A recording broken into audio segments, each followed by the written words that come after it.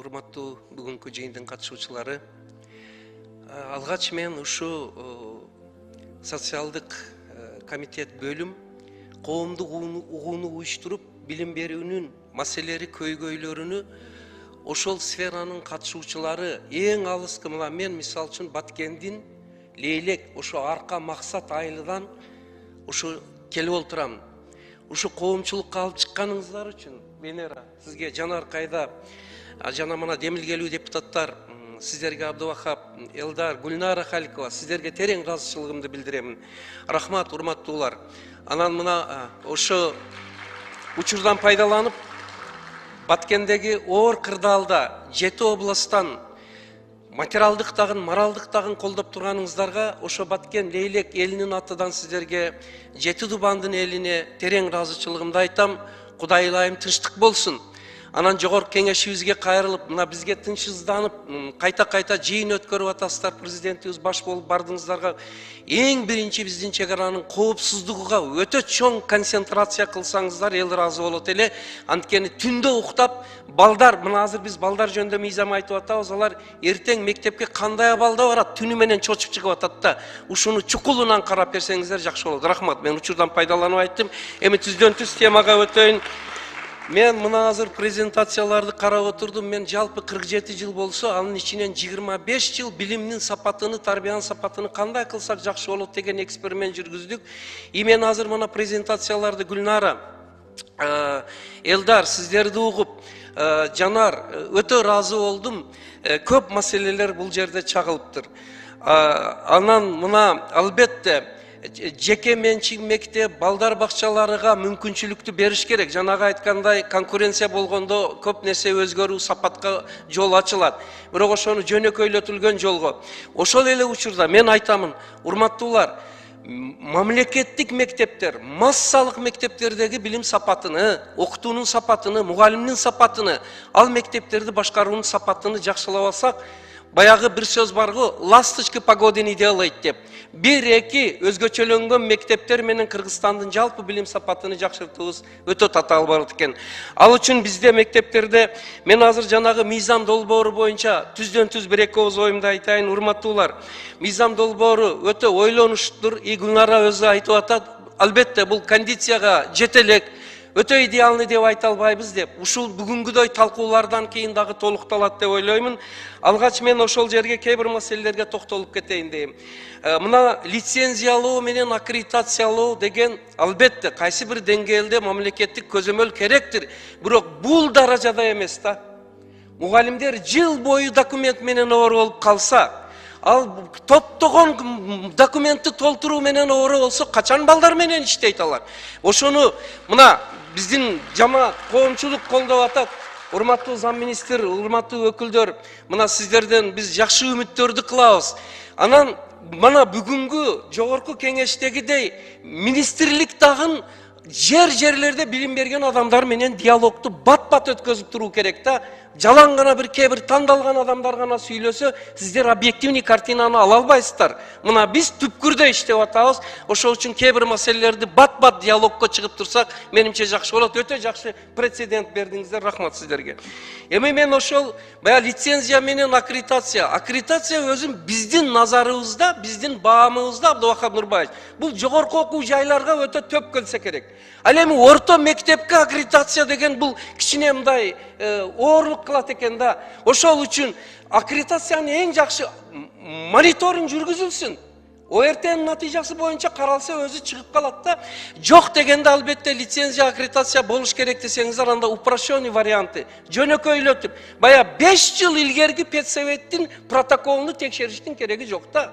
Аны толтурам деп мугалимдер өтө тажап, чарчап кетет. Ушу маселеге карап, анан лицензиялооду дагы мына ошондой жанагы бизде мындай керек болду. Эмне үчүн мына мен деле дүйнөлүк тажрыйбаны үйрөндүм. Ошо жанагы Финляндия, Прибалтика республикалары, Москва, Астананы көрдүм. Ташкент, урматтуулар, кайсыл жерде көзөмөл, контрол өтө күч болсо, кайсыл жерде түпкүрдөн чыккан катардагы мугалим, катардагы директорлордун чыгармачыл innovatorlardын демилгеси колдоого албаса ал жерде өнүгүү болбойт да. Ошол үчүн мен чакырып кетет элем. Ушундай бир бизде азыр бир мынандай жакшы дагын, минус дагын бар. Эмне болсо biz çet өлкөнүн гана мисалын келтирип атабыз. Финляндия мындай экен, Швейцария мындай экен, Америка. Албетте дүйнөлүк тажрыйбаны мен деле көрүп келдим. Бирок урматтуулар, кыргыздар, biz кыргыздардын дагы национальный гордость болуш керек да. Мен айтар элем, bir дүйнөлүк методиканы айтканда параллельно bir кыргыздан чыккан методиканы коелу параллельно. Bir дүйнөлүк педагогту койгондо bir кыргыздан чыккан улуу педагогторубузду коелу. Антпесек биздин балдарда, биздин элде комплекс неполноценности деген бар. Бардык нерсе, кыйын нерселер чет өлкөдө болот дагы, биз бар болгон ошолордон үйрөнөбүз, жардам алабыз деген. Ушуга маани берсеңиздер деп айтып кетемин. Эми жанагы мыйзамды мүмкүн жана альтернативалуу министерстводагы түзүп атат. Аларда деле мүмкүн положительный жактарын алып туруп, бирок мынау азыр депутаттар демилдеген, жамааттык мына сектор демилгеленген немеде мыйзам долбооруда өтө көп инновациялык элдин мүдөөсүн чагылдырган жерлери бар. Ушул экөөнү компромисс менен синтездеп туруп эгерде кошуп алып чыкса, жана Гүлнара өтө сонун айтты. Бир топ сунуштарды бердик, ал эми ошолордун кабыл алынышы бираз көйгөй болуп калды деп. Эгер ушул экөө бирикип туруп иштелсе, биздин назарыбызда жакшы болот. Акырында мен мына балдар бакчасы 80% балдар бакчасыга камтылбаган балдар экен, 70-80%. Бул уже запрограммированные неудачники. Сиздер билесиздер, Макару Ибусанын 3 жаштан кийин кеч деген, ошол жашта таалым тарбияны алып, өнүгүүнү албаган балдар эртеге. Ошол үчүн мен муну констатация кылбастан айтайын. Балдар бакчаларыны упрощенный вариант менен лицензия өтө жакшы азыр жер берет деп, кредит берет деп колдоп туруп, балдар бакчаларын ачууга тезинен, чукулунан колдоо берели. Азырынча мыйзамга дагы мынауну мен сунуштайт элем, жана айтылгандарга кошумча. Мыйзамда бул ата-эне алгачкы жана түбөлүктүү педагог. Ата-эне жалаң гана спонсор болуш, мектеп ремонтуга катышыш эмес, балдарга билим берүүнүн тең ата партнер болуп, ошолорго кызыктырып, үй бүлөдөн жардам бериш. Ал үчүн ата-энелерге педагогикалык билим берүү керек. Өзү чындыгында педагогикалык билим бул педагогтор үчүн эмес. Педагогика — это наука для всей общества. Бардыгы коом муну окуй турган. Ошол үчүн биз педагогикалык маданиятта ата-энелерге киргизсек, биз күткөн билим сапаты ошондо жакшы болот. Канчалык мектеп, вуз жакшы болбосун, эгерде ата-энелер билим берүү жараянына педагогикалык маданият менен катыша албаса болбойт. Ошол үчүн биз мына 25 жыл эксперимент жүргүздүк. Энелердин мектеби деген, материнская школа. Долгая дорога в дюнах дегенде акыркы жылдары гана министерство буйрук чыгарып, энелер мектебиге көңүл бура баштады. Ошого мен айтам, эгерде ушул 20 жыл илгери колдоого алынганда, биз ата-энелерди үй бүлөнү билим берүү сферасына толук кандуу, толук кубаттуу тартып алган болгонубузда билимибиз сапат жакшы.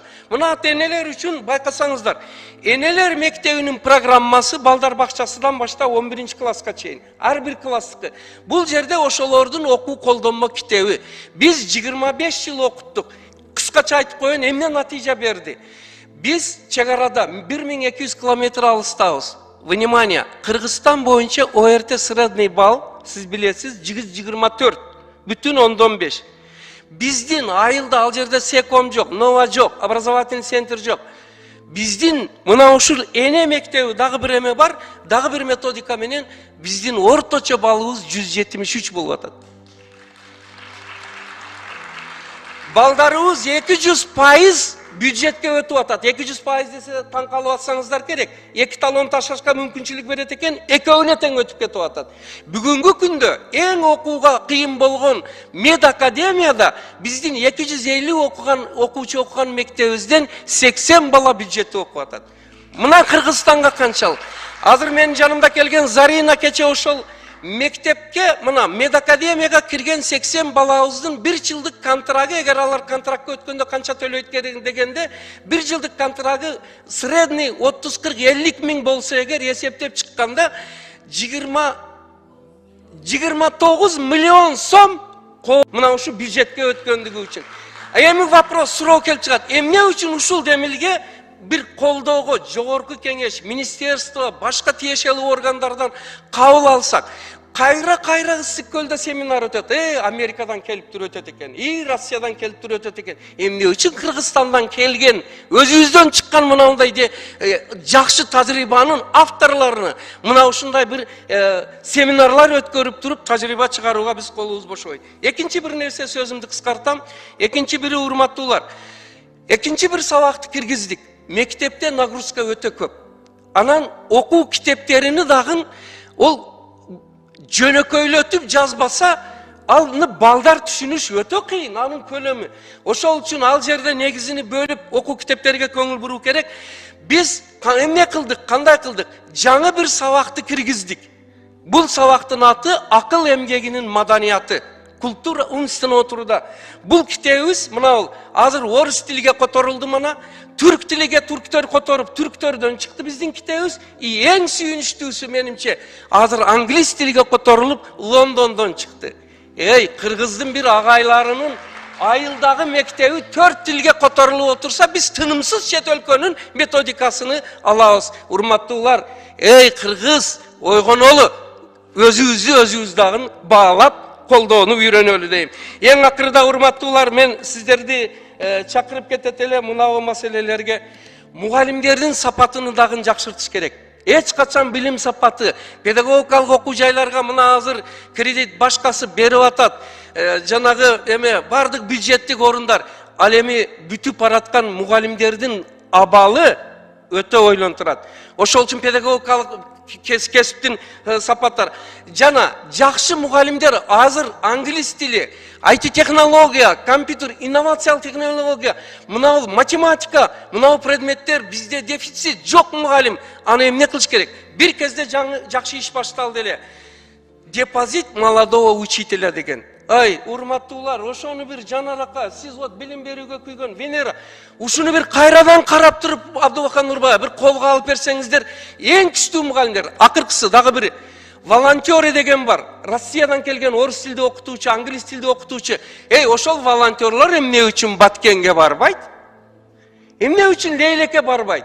Биз чакырат элек, ошол жерлерге дагы бизге ошолорду жөнөтсөңүздөр.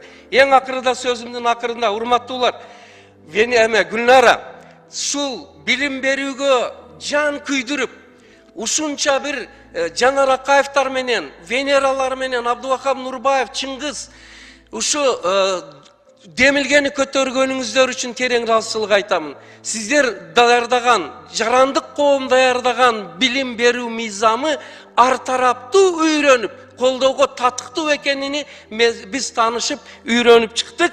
Сиздерге ийгилик каалайм ал иште. Рахмат, барабагыңыздар.